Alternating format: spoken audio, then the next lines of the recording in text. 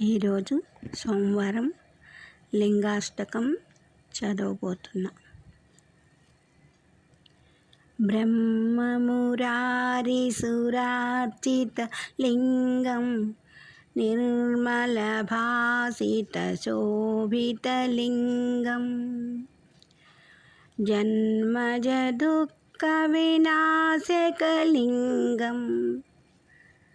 తత్ప్రణమామి సదా శివలింగం తత్ప్రణమామి సదా శివలింగం దేవముని ప్రవరార్చితలింగం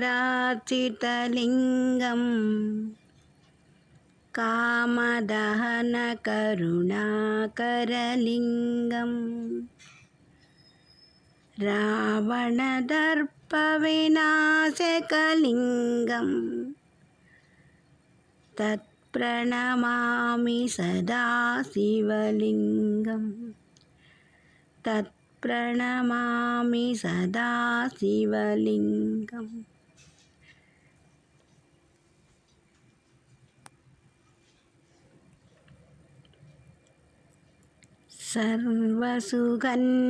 సర్వసుగంధిసులేపిత లింగం బుద్ధివివర్ధన కారణలింగం సిద్ధసురాసుర వందితలింగం తత్ప్రణమామి సదా శివలింగం తత్ప్రణమామి సదా శివలింగం కనకమహామణిభూషితలింగం పణిపతివేష్టితశోభితలింగం దక్షసుయజ్ఞవినాశనలింగం తత్ప్రణమామి సదా శివలింగం తత్ప్రణమామి సదా శివలింగం.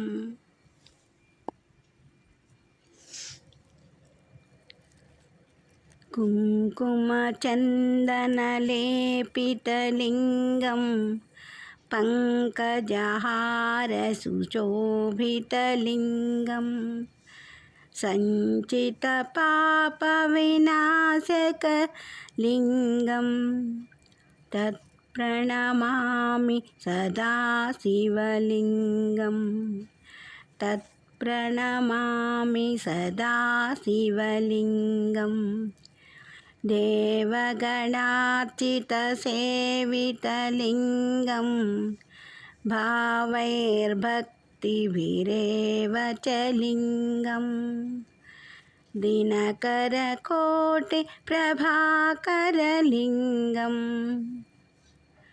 తత్ప్రణమామి సదా శివలింగం తత్ప్రణమామి సదా శివలింగం అష్టదళోపరివేష్టితలింగం సర్వసముద్భవకారణలింగం అష్టదరిద్రవినాశనలింగం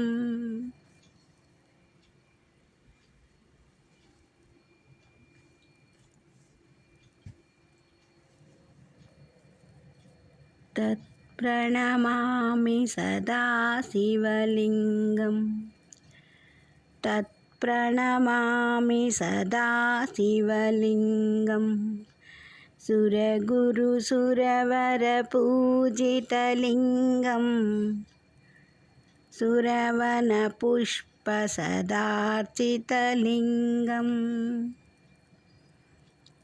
పరమపదం పరమాత్మకలింగం తత్ప్రణమామి సదా శివలింగం తత్ప్రణమామి సదా శివలింగం. లింగాష్టకమిదం పుణ్యం యః పఠేత్ శివసన్నిధౌ శివలోకమవాప్నోతి शिवेन सह मोदते शिवलोकमवाप्नोति